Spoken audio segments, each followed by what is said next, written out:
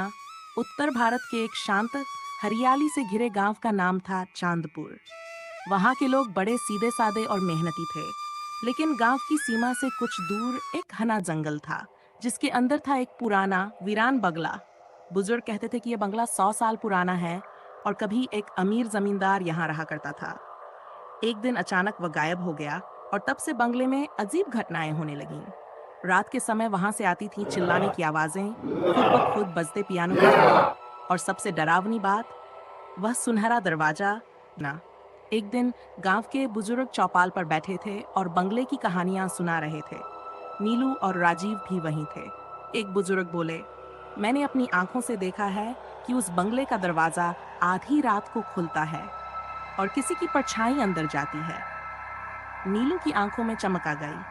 उसी रात उसने राजीव से कहा, कल रात हम उस बंगले में चलेंगे और पता लगाएंगे कि सच में क्या है वहां।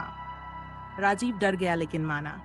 बंगले अगली रात तीनों, नीलू, राजीव और टीपू, टॉर्च और कैमरा लेकर जंगल की ओर चल पड़े। रास्ता सुनसान और अंधेरा था, लेकिन टीपू भौंकते हुए रास्ता बताता रहा। जब वे बंगले के पास पहुंचे तो हवा अचानक ठंडी हो गई, पेड़ हिलने लगे और एक अजीब सी सरसराहट सुनाई देने लगी। बंगले के अंदर घुसते ही दरवाजा ठक करके बंद हो गया। नीलू को सामने एक सुनहरा दरवाजा दिखा, बहुत सुंदर लेकिन डरावना। धीरे धीरे वह अपने आप खुलने लगा। दरवाजे के पीछे की दुनिया। दरवाजे के पार था एक कमरा, चारों ओर नीली धुंध और हवा में तैरती पुरानी तस्वीरें। अचानक सामने एक काले कपड़े वाला साया खड़ा हो गया। वह धीरे धीरे उनके पास आया और बोला, तुम भी मेरी तरह दरवाजे के पीछे हमेशा के लिए फंस जाओगे। राजीव पीछे हट गया, लेकिन नीलू ने देखा कि कमरे के कोने में एक पुराना पिंजरा है जिसमें जमींदार की आत्मा कैद थी। चाबी। पिंजरे पर लिखा था, जो डर को हराए वही सच्चाई की चाबी पाए।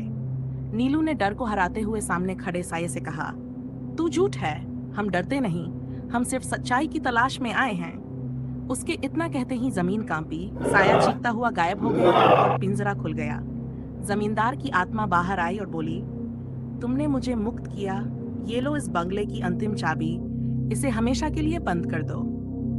अंत तीनों बाहर आए, दरवाजे को बंद किया और चाबी को पास की नदी में बहा दिया। अब बंगला फिर कभी नहीं खुला।